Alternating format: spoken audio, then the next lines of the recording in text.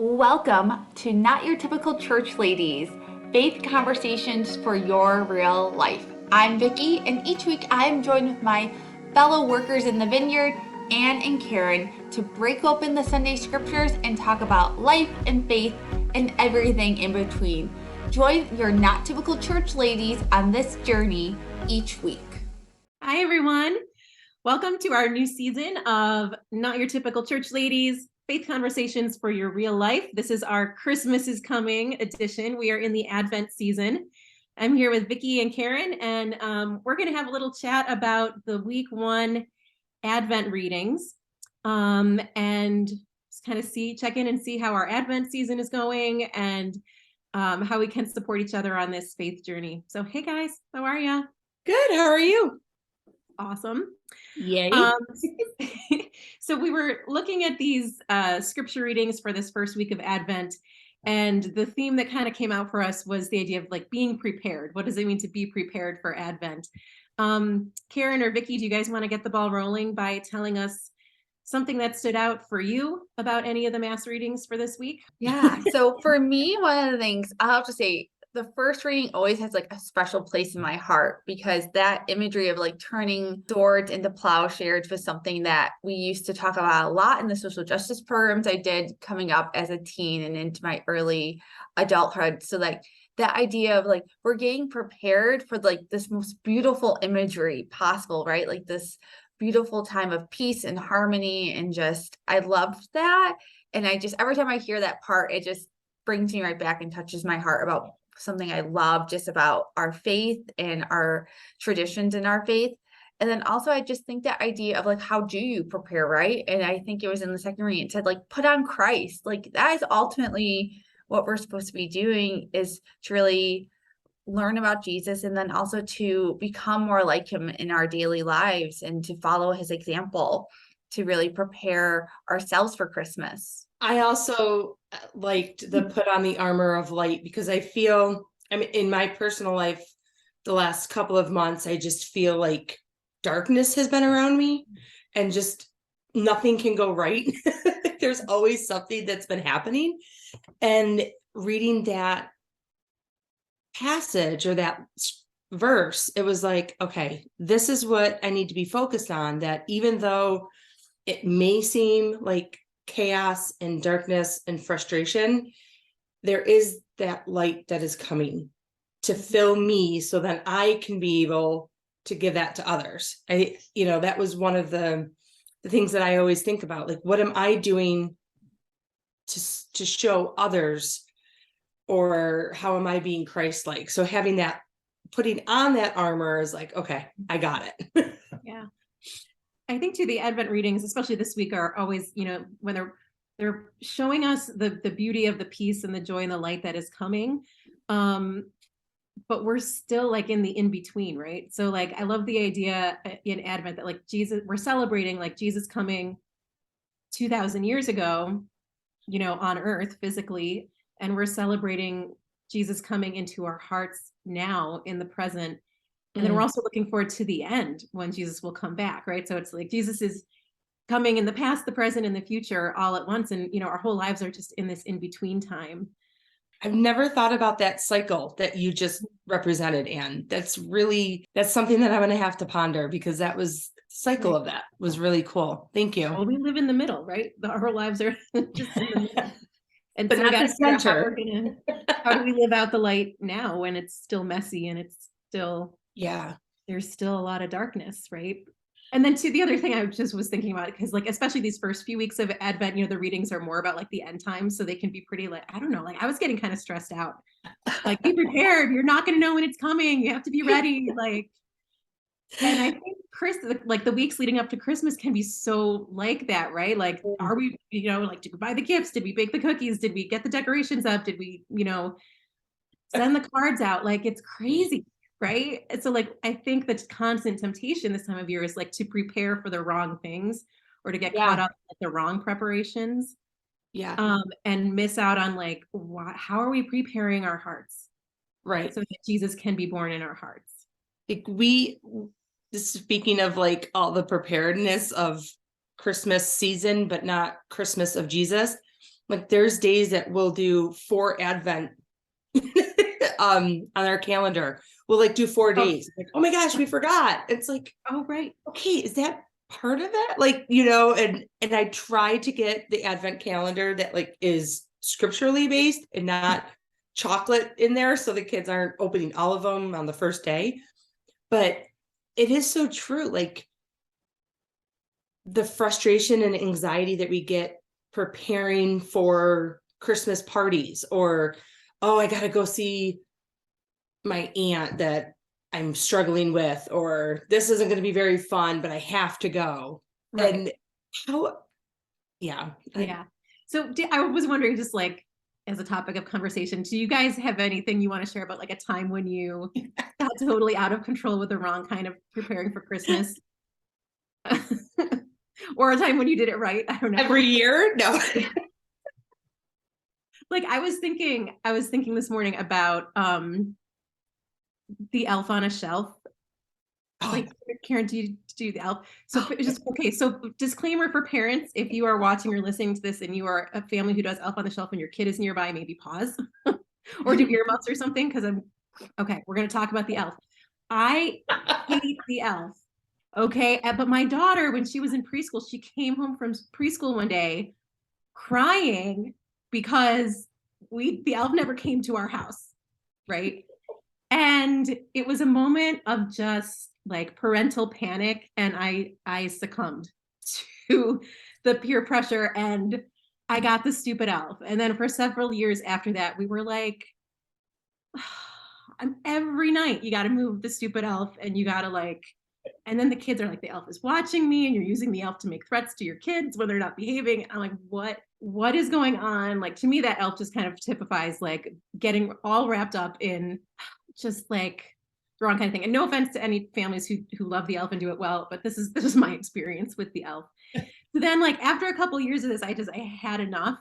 And I decided that my family the elf was going away, and he sent a replacement, which was a stuffed angel that I went and bought. And this was another thing that I was trying to make it better, but I think I kind of made it totally crazy, because I had this whole like, this is what happens when your mom is a youth minister, and like, so the angel appeared, and she was only going to come once a week though, because enough is enough. Like I can't be responsible for a daily like event but the Advent angel came, and she like one week she wrote a letter and asked the kids to do like acts of service, and one week it was like a prayer theme, and I had this whole like thing I had done, and my kids still missed the elf. And I think they were on to me, but I was trying to like move from this like, it's all about the stuff. It's all about the like, I don't know, to something that was at least a little bit more focused on Jesus.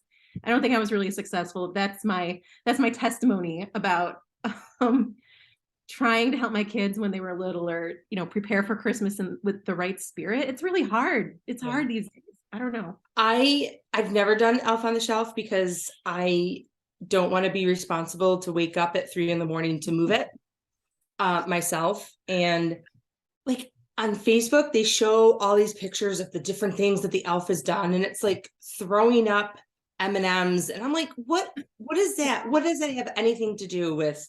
So, but we never did it. So my kids never, like, they're like, oh, my friend has an elf and he looks at it. I'm like, oh, that's cool. Just like totally Good for you, Karen. I support it. And I love that Advent angel. And so if you're a young family and you haven't ever introduced the elf, okay, that might be something, because your kids had already experienced that. Yeah. And I love that idea. But my like totally missing the mark is every year for me, because again, youth minister mom. So I try to do like this whole thing, and the kids are like, why does our friend get, a Nintendo Switch and we get socks? And I was like, well, socks for Christmas. So actually what Jeremy and I have done, Jeremy's my husband, we do 3 gifts from Santa, and then a family gift from Santa. And then the rest of it is from Jeremy and I. And part of that is because we don't I don't want the kids to feel like Santa gives them all the big stuff. And a part of it is like, we want the recognition of the big stuff too. But like, it just makes it feel like if there's a kid in school who's not getting something big, does Santa not like them? And so we try to talk to the kids about Santa as the idea. And actually, both of my kids still believe. And if they don't, then they haven't told us, because I don't know why, but afraid to stop getting the gifts. Yeah, and Santa gifts go away. Yeah, well, then only 3 gifts, right? No, but I do feel that, and working in the church and having all the Christmas masses and trying to fit in family time, I feel like I'm completely missing out sometimes with my family. And then I come home after the late mass and I'm still wrapping presents. It's like, so one thing that I do right though, is Christmas morning. I leave the Christmas lights on the tree Christmas Eve. And that's the only time I do it, because I don't want to start a fire. But then I wake up before everybody. I get my coffee and I just sit and I stare at the Christmas tree. And it's just like, it's like finally my time to connect and realize what it's all about. And so parents, if you just, and anybody actually, because it doesn't matter if you're parents or not, there's so much hustle and bustle of like trying to get it right. It's not, give yourself permission this year, or try to give yourself permission to acknowledge that you don't have, there's no right or wrong. It's just what you feel and the spirit of. Well, it's so true though. And, especially when you work for a church. So we're a blended family. I have stepchildren. And so they have their own schedules, right? That are based on agreements with their parents and what to do. And then I remember that first Christmas of trying to be there for as much as I could. But then it's like, oh, but I have to go to work. Like I have to go to church. And then I tried really hard to not always say that. But I'm a planner. I like planning. I like to be prepared. I have a holiday binder to try track everything. I love that. Of course you do. Can you share that with the rest of us? Because I try to keep them as like the holidays as organized as they can, but it's also though all the things, right? And last year I tried really hard to maybe do less things. So like we didn't do a gingerbread house and cookies. I just did one to try to like make space to prepare for Jesus to come. And it still was not perfect. It never will be perfect. But for me, that's like one of the things I try really hard to do is try to make some pockets of space to have quiet. I like wrapping. It's one of my favorite things. So, but I'll put on, like you can do my wrapping. We'll drop our stuff off. Yeah. You could use the church gym. It'll be like sections of gifts. And like everyone has their own wrapping paper and ribbons and it's a whole thing. But I try to like put on like a good movie while I'm doing it to try to just make it more of like a prayerful experience. Then it's like I have to get all of this done in this like short amount of time, but it's not perfect. One thing I did see, and again, I don't think I would ever be this organized to do this, but if you have kids, that you can have like Mary and Joseph travel through your house through Advent. So instead of like going to find the elf, you have to find where Mary and Joseph are on like their path to Bethlehem. And then I knew a guy who actually did it with the wise men also, but he would leave them like in the middle of the floor one day, but just as a way of like doing something festive leading up to Christmas and Epiphany that isn't, trying to meld it a little bit more. But again, you still have to remember to move them. Yeah, right. Yeah. So side story, funny. I woke up one morning when my kids were little and we had like a little play nativity set out and somebody had put the R2D2 Lego minifig in the manger where Jesus was supposed to be. Like, you guys, how long has this been like that? That was my house. Okay. So because it's like, that's life. Like that's I know, that. Right? And side note, part of the reason why we're doing these videos and we've kind of rebranded Not Your Typical Church Ladies is exactly what we're talking about. Like, our children are wanting the societal norm as we try to enhance the spiritual norm. But that's why we are doing these, because we're all human and we try and fail sometimes, and we try and we win sometimes. And we want everyone to be okay with how they're doing and that it is okay. So I just wanted to put that out there because I love R2D2 in the manger. So maybe before we wrap up for this time around, what do you two think you're going to be doing to keep your Advent preparing in the right kind of way, to prepare your hearts? Like Karen, I'm thinking I'm going to take your idea of the coffee with Jesus in the morning. And I do try to get up early, a little bit early before my family, and like just sit and have a little quiet time in the morning. But there's something that happened at Christmas when we, the place where we put our Christmas tree, there's usually a chair that lives there. And so the chair gets moved to a different location that happens to be near a window during Advent when our tree is up. So I'm thinking that's just like kind of a physical cue to me that like when I'm in that chair, like I'll get up in the mornings and I'll take my coffee and I'll go to that chair and look out the window, and I'm not gonna look at my phone or be, distracted. And that's going to be my time for preparing my heart, just my time with Jesus to let him in a little bit. And if I get really lucky, maybe I can have a cup of tea there a couple of afternoons, Yeah. It just made me like, okay, when I'm drinking a hot drink, this Advent is going to be my time with God. I don't know. I'm going to see how that goes. I love that. Join me, Karen. Maybe I'll take my own idea. Yeah.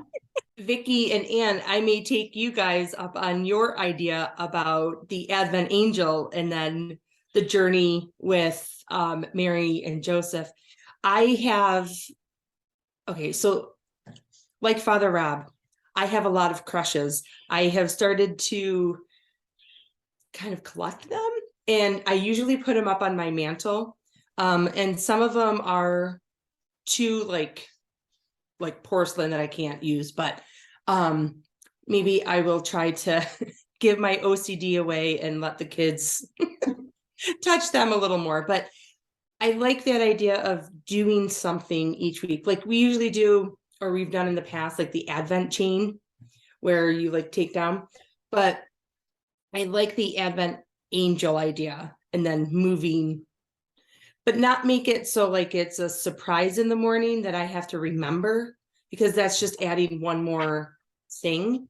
And I think one thing I'm going to do is try not to allow our calendar for Christmas or Advent to get filled up with other things that bring us into like that society, what's expected type of thing. So for me, I'm in the car a lot. I commute, so I'm really trying to focus on finding some really good audiobooks I can listen to like in that quiet time, and also just making a really good like Spotify playlist of just like good spiritual, like uplifting music to really help me in those moments to like just stay focused on what really matters the most.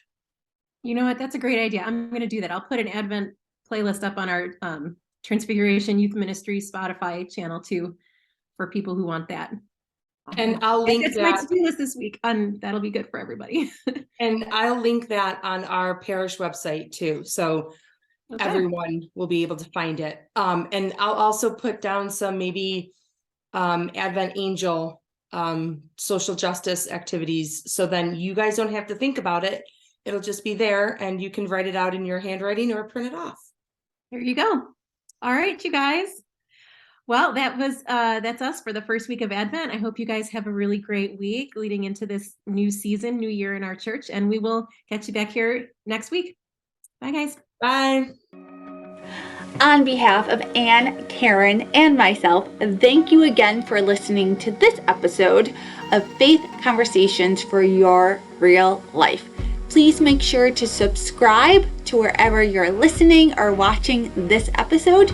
You can find the readings linked in the description box below, and we can't wait to see you again next time on Faith Conversations for Your Real Life with your favorite not so typical church ladies.